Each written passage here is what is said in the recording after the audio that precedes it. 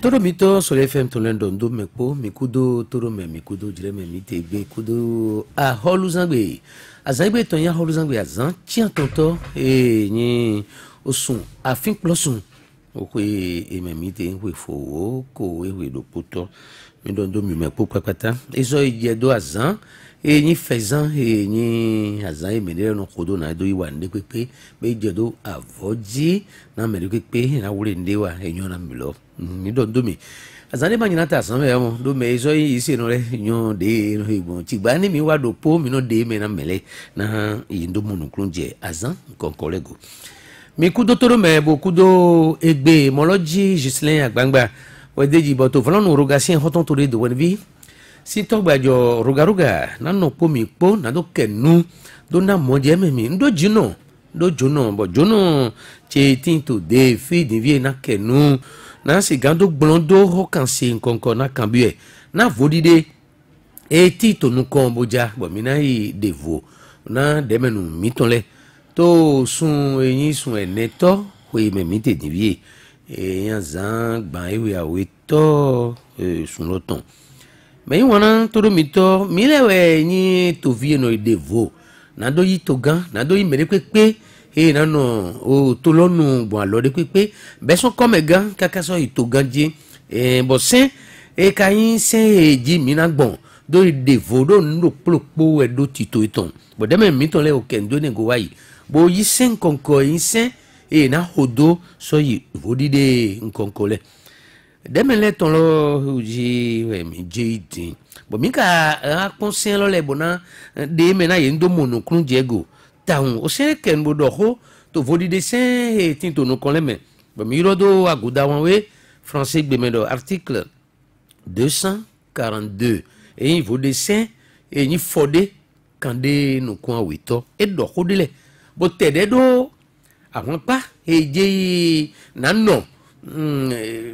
vodide nkonko yin we ma eje ina yi me na yi ina ide vonale de menu mitole e na ze ede le holeto indo ide vona sende le ken bodo ho de gomina kendo ho ga mon ko ton le lo ogozan de divie bo ho kan se ne le mina blondo na mi te ken bo panu kon o jono me miton mikabo o mi ko je mi kudo zoni o mi ma fo ganji mi do pena cluno mi na to se pon lo ye de bo fo ganji mi fo tari de mi tinto fo mi don gbero e ma ko re ando eyo mi de le do hia mi pedi yen de o mo segboyon Paul wadi do si asan we npon bo ron tun me bo no do hia mere bo so wa asan to institution internationale me en tant que consultant international avant ko sin fiji je mi no aje hun domaine to adinda te baba che hwe ni akobi hwe aka oje o arovo o dan hwe si to gbajore do we po we jimi po akobi do po donc unto USL me mi do po to me ni to korogbe USL loton lo me voilà mi kavo po to fi egbe di na dondo ogbechele na dondo ogamiton Sébastien Adjavon do adorin gbe mo na no ji to filete e kaka mi na gojan we bora mo mi lo ti jowo bo me po to asan wa to au 20e circoncision le e ndondo me popata do adorin gbo e no po mi tona yin ya gajan we obere ma gble rejo an bere àwọn bere ma gble me do mi le ma de ke bere na gble mi kendo au sein ho article 242 go ndo mi na ken bona gbeje me bona de me na todo mi to le ni monokrun jego to le tetu mi do mo me vela mi ton de mo se gbeyon Paul e dopo to wezon atole me na si ngado monokrun je we ho me ni se mantin ye mo je we me gavi e to mo lo o mi na ken do 242 fode kade nu kon we yin 5 e do onu do de yenayi demenu mina yile de na sianyi to demenu gbaji da ko yin assemblée nationale miton we man de tele ji we tito me de tele je sianyi to don parti de tele je sianyi to don na we na no bloc e do lo bloc lo de ke de tinte e we gba wo na yen ne e ma do na we so enne me e ga hu ga enne we ye dido we yin ye na sin yin mele ma ka monu krun je me de do block de die mi ka mo block lo din àwọn pade le tin bo to godo na a che pipa e tin to flen bo ye yodo mouvance debo yan pa we to ami o ton le yin me ma to gbodo polo do pepo bo yin opposition bo e tin to modin ye na do to assemblée to demenu gbaji ye no do me hi hodo a che pipa bodo me ma tin ta lido polo ji to gbodo polo do pepo le ai sisi ye to no na we ka na yigbon bo do ami do mo o 5 e do ho do ai sisi ye to no go to don lo e de ho de le me mi je di ke bo kendo ne lo go na mi e te we do town plato na block nkonko e do we lo e do na yin ene o sere mi do ene 242 lo e de ba de mo block list we do list we do no mi ka pon nu de list ne e ba e do mo ko parti de si ne di agbon poro i o na election bodo iton na do gan i fori de te we list lo be ma to block hodo me de do block wele eni yo de ma block o sala ma list we ma de ji na no gbon ina bodo iton parti do propodo list eton parti do propodo list eton bon de mi do block ere list we mi do de me de list holder mi de moi block mi zo mi bon a we to de na do ami no mo ko article 242 lo o sen gbigbele we ne se gbigbele do de me le o su e me do de o kan gbele we na mo ka ko ko idade ne e do kan gbele ba o sen ne wo yi chi na do ki am le chi zegbon bo no ma ye ha de go o sen ne wo na don we gbe wa to fi o sene ena don we gbe wa e ni article 242 lo wana don wa de mi kun to droit sin we ko me faculté de droit ye do am non ko o se de jura kan no ajura kan o se wole ana kan bo e no gbe to awe aton ene je flen bo ra o ti mi no pro ya do ye ba do droit do de bo do de e be do mo ye do na hodo hukande ça dit yo do ça doit être clair. Ça doit pas être d'interprétation multiple. Et il faut donner mi de mi. Et ben il doit que nombre isé au sein sin wema. Surtout les élections votées ne. Ne ria. No polo do yati. No polo mi Américain ale. No polo do yati. Et ben il ta di de do mo aweji. Et ben ene. Ni mere bo no fide bo ta do ayon gbe. E na yo do mo aweji lo ene yete. E ben do mere bo na no fide bo do ne bo. Pari. Ye na de me. Alors do problème ye na de me. Voilà. Akaze no hedin. No me ria. E do mo o lycée ne. E do mo e ma pe ene. No ma pe ene. E ba do mo ko de me romo e na be. Député so ale me romo. Ye na yine. Ni ma pe list lo ma pe ene. Non ni lo ma pe ene. Mais soirée député soirée et mon siège soirée mon il a jodo ne et ndo mo ko e hu gaine no mo list lo le e hu gaine ka yi aton tro po chan to chenene il a appliqué ne yo 10%. E be do mo to kan we koji ina yi awo donc me na do awo to kan koji de au plan national où lo e ra chan bo ada mo ko yede do a che bonayi assemblée. Alors nous ne e ko do nu jago e fure parce que hoye tin boy ma do boy ma do no clair ye ma de me do se lo me ganye ye ma de me do e se patolo ye ma pon le do passe lo we de ba ye ma de no mo ko me ko pe no e hu kan ne lo wo me ko do 10% lo te na bayi ene o bayi e bayi si vous to frère ma nyon ye ma de me to fle ye do mo ko ne hu gan ne me ne do 10% wala ou lo kera do ache bo dan si an to assemblée me ka hu gan ne lo me ma do 10% lo ito fo mi di mi ga mo list chaton to assemblée ni mi kodo ma do kodo list lo mo list de tito we ma eji na gbon le pe ne abi e chaton bo ma ka do 10% ba 10% de mi te di non député 83 000 ganji non non 10% ne ba chene Kande nous comptons. Non mais alors 10% Kanwe nous comptons na donné mi. Non mais alors 10% 83 ans. E ba do gbeto chanton non la e ma ka ti mi ngbo do chene. Non mo lycée ma do député chene do. Non mais ba wo. Ye ni yi awone. Bo bio bo vote ne. Lycée awone contone yi vote ne. Bon e ka be ka me ma do 10%. Mais un do 7, mais le 8 et pas 10%. N'a pas bon. To fiene. Ko constitution wa igbe ja député zi amigbe.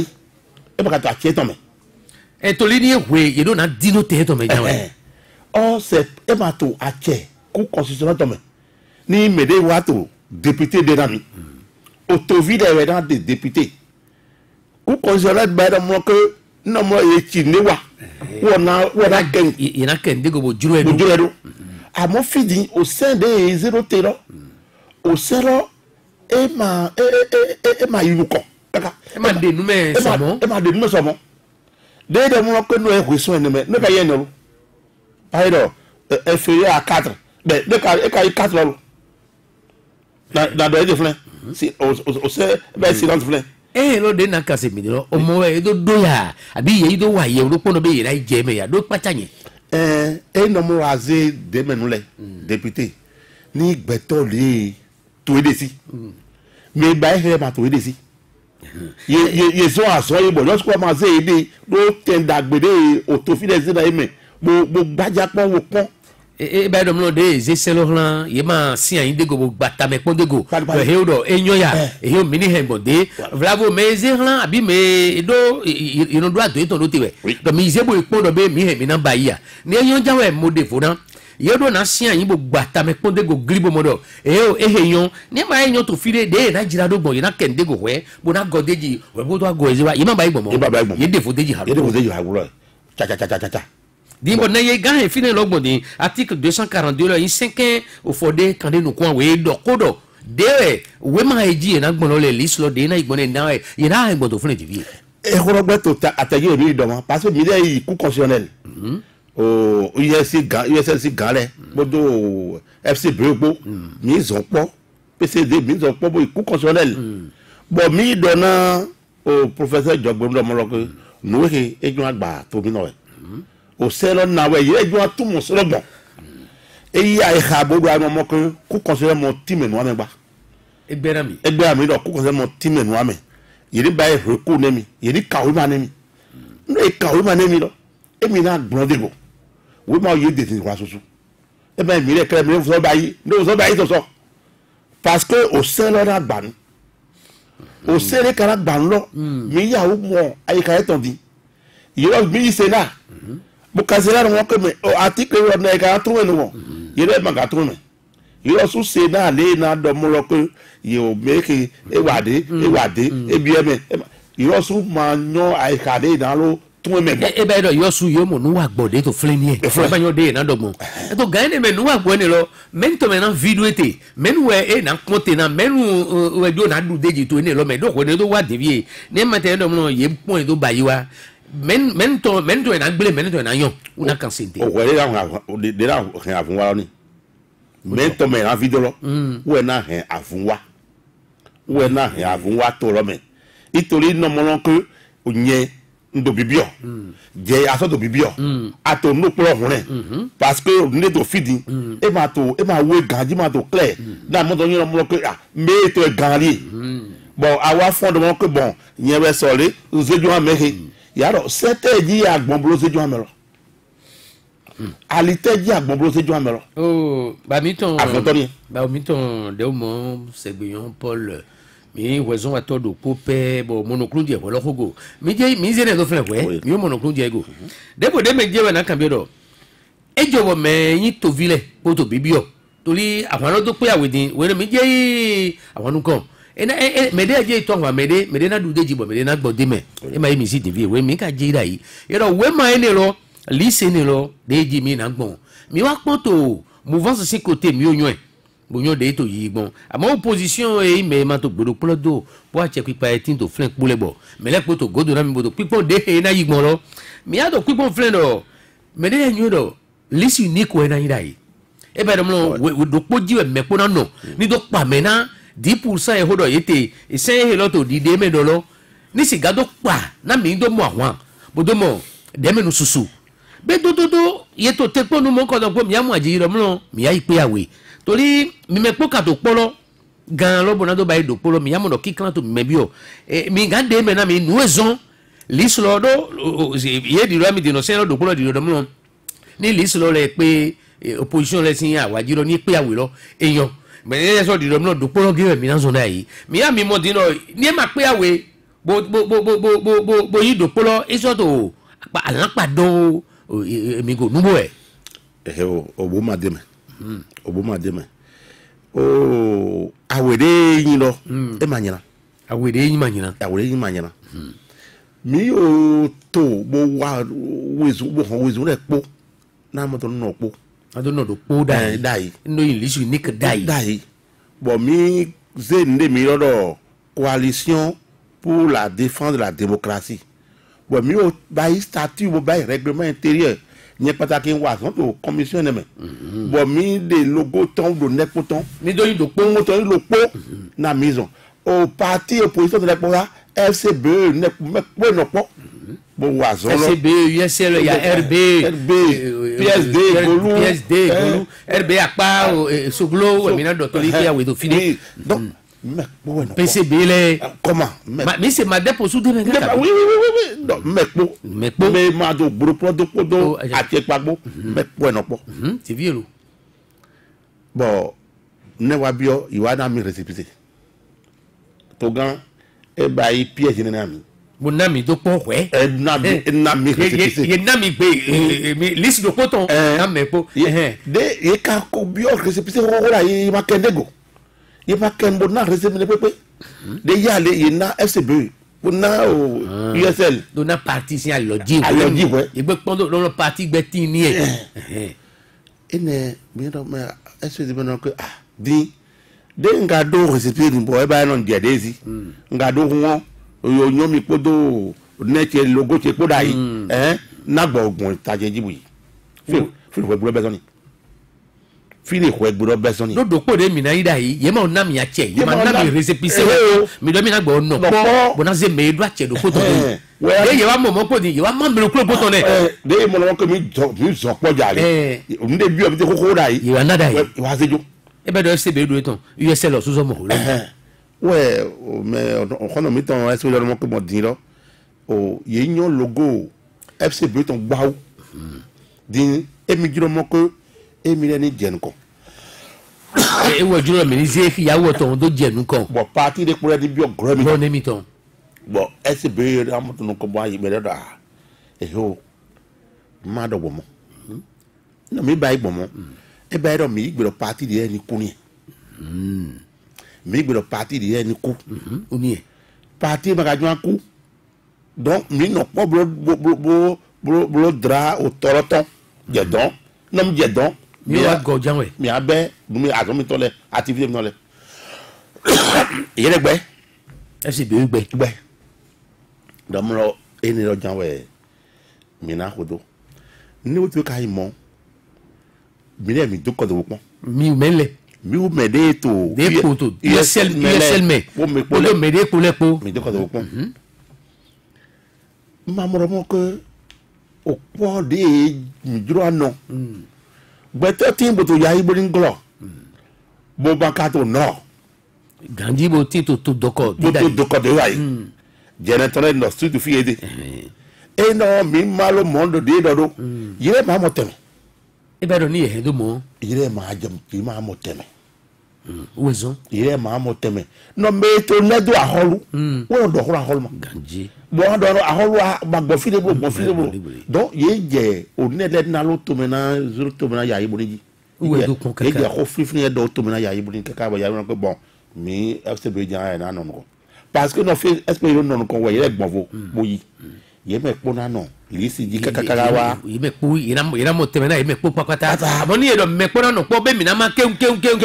yìí mẹ́ dẹ́kpọ́ yẹn bojú náà nọ̀ santantan bọ̀ yẹn dọ̀ mọ́ yẹn àwọn ta síya yìí máa nọ̀ àwọn ta síya tẹ̀. honu gbo e ne lo e so mo ye jiro dom lo ye ni he list ye ton na ye me pondo mo mo teme honu gbo lo ne de honu gbo lo fide afogi gba bezoni mais e no mi ka so apon dai o talon ti mele e ma yin block lo po do la yi ganji dai elegun awe wa so ahun gamo de ko wi o budo to ya yi bai o talon bai to bo ma do block awe me di e so ya ya ton po ne po ganji e ya ton ma wo do churo po donc no mi te ndo di me to ya yi bo o talon do le pa di ye ya ton po churo po e ba ida won ko lo po ni no lo e ma ga hoali devie na ndo horopo na go a FCB si ho do mi theology do mi se do mlo ho na mi do nu don mi mo do mlo o jai ji e na sin ta gan bo do no taun le e wa yin konukun ene bo konukun ene lo e na ma to yi do po yin mi to lo me ye do na ma da ni do mi na ho do le si ni kra yi konukun ene lo e na ma do pon me to totally gbe fi àwọn sute hun gan wande bona pon bodo ma wai mi se do nu di don tin to fle na mi lo do gbon kaka bo mi se do mlo FCB wo e pon de e gblo adado boro e mi na gbe yi to kande to konukun ene lo jiro mi se do wo ti no be fotonukun do po bo e nu di don we po do wa no ti do fotonukun jo we lo ndai nubo e gbo ho ri do egbon fun e po wada bo edi da mo ko o ye ma yoro mende awita ben do ni edi da mo ko bon ye inu kun pevi bo do pon me ipole bo ye do mi le ko no flen na ho ya o da ye so ye do do mo ko no nle mi wa to tereji bo ko do mo bo so mi le do na yite me hunga ko pata do mi do akun bo file po hunga mi le bo ko le do mo di wa jo chanton do na mi chanton na mi le na magbon to li chanton di FCB de oni USL demain t'as vu RB Soglosien Wadi et demain PSD Golosien Wadi et demain PCB et demain Madapu et demain et ne le mi so do zuni restaurer l'espoir sous to ro gbe yin bo to flenga bo tin to godolo apa mi oji iro sure ene le demain mais ene le plepo na ma chanton lo na bi mi amandoro e no mo amadin ni na bayi o ai hare amaro lo bayi lo we an so lagun no ma din ni na bayi ai haro we an din na bayi be fi de gbombo de ma nde da yu do ko mi ro ma igbe na we an so lagun me bo no an so lagun me ada ha emi do ko ma yi ko mi an to go wadi e be do mo o fi de khotron bo FCB do jefu jenu kon lo unie e ma no me vo do ami on la lo ne devie lo de mi ka go to po mi ka so to si se lo mi do mo se do nu do we ma go lo e liste ji lo e article 242 lo mi a si se do mo mi ma kan no do po jibo ibe e so anyo mi devie bo nyon bo mi go je po e nyon na mi parce que no to nyon ami do mo que article no atun article bio do mo que beto ni wason bodo 10% lo to zone we to metaun bo enyon bon e ndo mo ko mi o USL bodo me to cheche mi to le po e ndo mi wa so ganji mi le na se 10% go ni mi wa so ganji na de mi plido bodo mo file po mi le na so 10% go bon yo so papa FC Bro papa ina so mo ide wa so ganji yo so azo ina so 10% ina se 10% e be do mo àwọn lo to susu to opposition yo me ami ko le me ni de jina tina mi bon nde vomi adorugo ma jo attaque mi le e ba do mo me de ma to afu me de to position lo me na mi ni me de ma to afu me de nu gbogbo mi ton ka po me ko si gbe po de mi amla do je yawo de no gbe lo po de mi je ko ko no po mi so de mi je ha ko po mi so de mi je yo se na po mi fre mi no ba ipa o po mi te devie o po mi te be todo mi te do na nyo do mo opposition lo so mo de list lo le pe awe bo me de FCB to yeye me to godonele na khode ndoyi USL lo yeze list USL to boy do po bo me pele po khopo do ni bo khode mi an do po di to USL me de me ne bi nkan to yin opposition list me po bo khopo do na mi do ba list po to USL si ta lo me le di me ne po eso bon eso mi gale mi an po na to vile me to jile ndo nyo me na mo RB Soglo mi na mo PSD Golu be yawe mi mo PCB et de flin attends Madep de flin mi mo PLP be attends attends o nesi o parti o malo fini quoi donc mi supo mi gbe mi ma lo free mi gbe mi hu kan tiro po mi hu nkan kan ton tiro, na do no kan to po me do rodo lycée USL ton lo bon mi to eno le pon bo to sise me to lo le do na nyo de mlo awe wule mi te lo le ni mi ka to pipon me ni to vi bo yin militant bo yin àwọn mi to godo na mi le ye ma do mi USL lo bo people mi to polo e ma to mi moto to me to terrain di do ni de me de do wakami do mi mo do républicain le di ye do mi mo église une progressiste le di ye to ye mo to terrain di ye mi si dévier bo ye to e le do kia bo do mi le do ji MD de kia mi to le te mi le ne gbo ma do mi mo ye do mi le ma to mi mo to le ni to kodo ni o to vire ni do suru mi le ma yin me no bon senji mi le yin mere no kodo se to vi dagbe le mi le jo yin ouais zon o si azon wa mi le te ngo yi go fa wa bo de no bo do de go itori ne ba ye te re e ma bon senji ma bi o campagne me bon mi lo yi hack mi se do gbe we do hack do agbenele hack da ka do mi do me no ado o ba te ya ze de go se na si o ga do mi do bo gbe do campagne ma wa me o ba te we ze bo ri itori yire podo o ga podo po yire si we o to rote ouais zon yire si gan wa nejo ire mi ule ba ipe vire koton o ba da ho ra ho ne ba yede no mi ba ipe vire ton o ba da ho ra ho mo fi di na atro pon ji fi bo je kuton ni den do kwa hamre di o aze ni bo susunu ni go na amo photo o pardon je na je ya nele amo photo ye to po lo gbogbo yo susu wayi abo me to po friend me to friend ma gbe ko de me vera mi to de mo Segbeyon Paul na go wa we ma de ji we ma de timbo yo do kitis na mi no de fiscal bo yo no we ma ina che ina we ma na mi a che do we ma ina chan e do yi we ma jiro le bo we ma ne khodo do yin to vi dagbe bo ko to vi dagbe si afo bo no jo fun do to kwe to sin no ko yi medogbon kwejo nkankan ton eno naleme na mi mo ene logbon ode ni e depo timbo eso asi wa godin wa kendo mlo mi do na yi we ma de dokiado emi leyin tokodo gbe levi we po ye ndo mo nukun je mi godo mi tokodo to nugbo we ma ha ni le na mi afo eton dogbon mi mele mi do mi mo mi me nya pa mi o peton le mi do mi mo do mi mo e ka ere po dokiado mo ko o gan le to loji e ma dino mere fo ni no to no he ade mi le hembo ni e de o gan de do to loji e ma dino ko me ma to ton do de ni sepo gan popopo e tetu mi do mo we ma lo be we ma de eyin we ma e pe gan da yiwe be ti time mi to foot by to vi mi to foot by kaka ko po ro wa ma no de me mi ko la zo de fonado yo zo de fonado yi gbe na be mi do de wa ndagbo ayo e de ma de mi do ile no de di o gbore ro kun e de ro kun e greme mi ma ga do e ni zume ma zume ne no de mo ki yawe de gbo to ko to kuku mo do di so mi be do mlo ye to gbese ya mede mi hegbon le e ma gbese ni ye sa gbigbo itan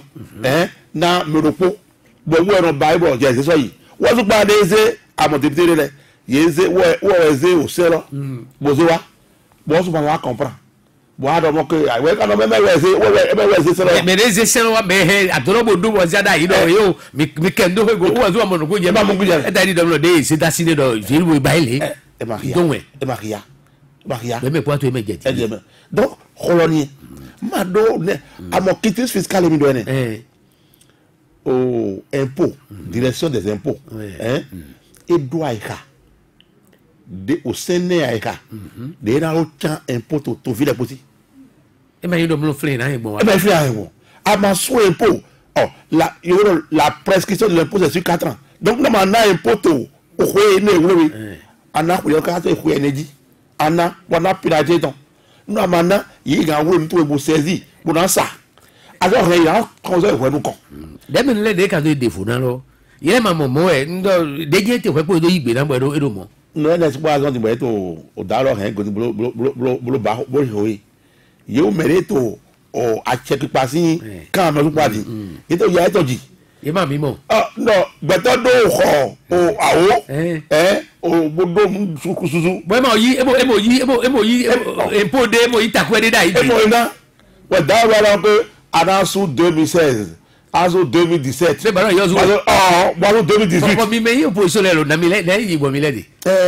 o ayo no ko me mo ya o via vi we da so ton wezu be we no ya vi de mi le o to me mo Paul na go aka hole bi o mi deji do mi o je vi bo mi to pipo to la o di mi to Cicero 4 lo hijo 4 d'électeurs lo betone do hijo mi monoclon Diego mi ka do e do hijo lo ide me le do hijo me le hijo me le ton boto a chafo mon ko ton lo do di egado moyi na mi le monoclon Diego avunte mi le wule aweton na do tombe mon contre to li do mlon ni e do hijo din eto dido ISL de me yi opposition abi FCB eto mi le zedo eto mi godo ni fi edo hihote eto mi le godo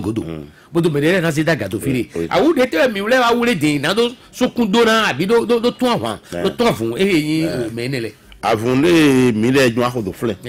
maga zelo ateji parce que no mo lo ajo toyan o mo le adone bolowule e ma ton bolowe ma jajo donc stratégie ne maga se ton àmọ́ mi ò do to comme ton lemi mi ò do stratégie fantan bon ne wa sa me to re we me mo e je fa kuji me le ko we zo mi wure susu mi wure bo e aloji mi wure susu we eto beto si we mi garder do save garder parce que finance pa pale mamo a hol to kodo na yuro a holu ya no mo ka ni ifide a ifide ani di usie to sa home amo ise sa home to galo po santo me to galo me do ni tombo akpon do je ni to mi na do klita na okay no pipon do be ni me to mojeje bravo mere ga kenu do fle do yuro kan na do kan ko de gbe bi mi ni te me ro pore ni gba do mlo mi isen ba ne do ko ye ma do president eyan o jisi ni agbagba po do mere kan lo nu don bravo mere mlo yo yi hagbere na de we asise de mi ami ke wo nja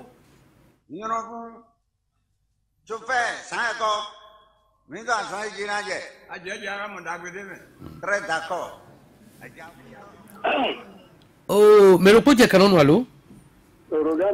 mi do kere aso de pin ro poje menu e sondo wa kendo ano na nunayo kendo ko go ke uno gamelo mi pe poto uno gamelo ye so ma gado no do ko ni ando wo indo wo ya ye tu e guto to fi ma yo ya mo c'est que o a 42 de ko do ti lo o me voter les gars pour flema et les sur le cas c'est pas bon bien de ma gaz dans di mi so le ko mo les députés là les bon abi be gando ko do to yi la bo era yi buran ko de bara e do no to to le sur la vidéo ayi ko ya do ka ya bo ya no ki zo mo ka bo ni aso ga bo zi la ho ya holo je ne na chera we na jo na ne holo ni blonde go haro podo ma me su na yi hojo ho ni do ne be ye so gango de goje se ne yipado ano ipada gobo mi dido di mi la ma gando do ma saison ato do ipada go mi mo do no so le we do ye gango de ji e ma fi bypass o ne o san do mo ko no mo de se ton we po ina do mo ko ina so go eji e na ba e so churu we po ina do gango we eji ya go eji ona so e chan de mi ne le play we do jajero ne ka o fo po jisle e ya mede yi do camera mi we mede je kan lo me di vie allo menu we roga bonjour mi kuda fonu we ndo baba tele to hol mi tonta esio o kwawe nja kamba era Toussaint wane edu ya u de deji ke ndo ma pe awe lo de do po be pli do po nja cambioro mi cambia tout à l'heure dino parti les télé to koto USL logo de ayi mo opposition to bon yi cité Madet bon mi ka mo wa yi to télé bon so que Madet eko fusionner ko le parti o bo Union progressiste Madet le terre doit être ganté mais pas bon kere o doit être à Madet en tout awe tol na cambie o endo ete edo dia do mo ela ya vuato me eto de rola bonite do bene we ya Kaifi fani no bene lo. Eyan mi don do mi ke un ho kan se afuma gan wa bene to mi khodo we do te pondo khulo e gan in ho na he yan pe de wa afuma ja bene to mi ho ni e me sunu de mo segbeyon Paul mi ke ndo khulo go ke un ko o madep no de o de pole mado o gan zo mo gan ma e o madep lo di o de to yin o gan ton bon je sine gba to gba kan me bo yi na mi allo menu e Allô, ça fait sélection. C'est les saisons, elles ont vié. Dans le cas, heureusement. Eh, bon, quelqu'un a melon do clitana, il a dit. Non, c'est bon. On a réseaux sociaux, il y a photo bloquée, nous glo. Mira mangano fibo kendo ne logo do mamo po no kumi uton le po enyo mi do no to do mi na go aholo me ke ndo jire lo to yi mi kendo ko logo taidi de mi de go do je da lo tena madep pour faire bon temps faire bon pour député ton yele to mide ye to mide fa gbon lo supa pa to mide mo do madep to do no to ko député to le ko mo de te wa député ko beton eto mide àmọ́ òde báyìí jí òní nílẹ̀ yẹlẹ tó tán ìjì kọlá wọlé bí oyún ọmọdé pẹ yóò sùn yẹlẹ kó tó gan tó lọ́nù jì voilà mọ ẹ tẹ ní nàkó lóní ẹ àmọ́ òfagbọn lọ sùn tó tẹ tàgán pé député kò bẹ tó kó èyí tí ìdàgbọn lọmọ ìdí dání òwe nínú àwọn ẹgbẹ́ bóyí mílítà yẹn tó lẹ bí yẹlẹ ní tó gbódò náà mi dọ̀ ndó mi gba owó tẹ̀mí náà tó kiri tà náà àfọ̀nù ìtọ̀nà dó mi náà sọ adó jìrọ̀ jẹ̀bọ̀ náà gọ̀ mi yí wèrè fònù mi kẹ́ ndó kọ́lọ́gùn náà mi kẹ́ ń bò kiri tà ndọ̀ndọ̀ àsọ̀rọ̀ wa mi tẹ̀ fi màá wọn pọ́n mi mi dɔn do tofi de do to mi bo kɛnde golɛ kpo wada mi ma ga bi o àwọn ni wa to lɔ mɛ àmọ́ àwọn ma bi o to lɔ mɛ no amɔ ne na yi nukun do kpɔ se awe wɛ ma dɛsɛ nukun awe lɛ kpɔ na bɛsɛ donc si ko dɔ mi te bɔdɔ mɔ kɔmi yi yɛn mɔ ko yi ne ti na mi ni ka de go na yi mɔtɔrɔ se gan dɔ lo gbɛdalo kpɔji mi dɔn mi dɔn o maaw na kpɔ mɛ kpɔ tɔlɔ dagbeji wɛ ena nɔ tɛgbɛ afɔmaja bene to mi to mɛ mi mɛmɛ sunu baba mi tɔ pɛsɔn wa tɔ do ko heyin dɛw mɔ sɛgbɛyɔn pɔrɔ do kɛndo o yi o sɛn xɔ heyi vodide tɛmɛ lɔgo jisiliya gbangba wɛ nɔmɔlɔ ji rogasiɛn xɔtɔn to de rogaruga eyi zande.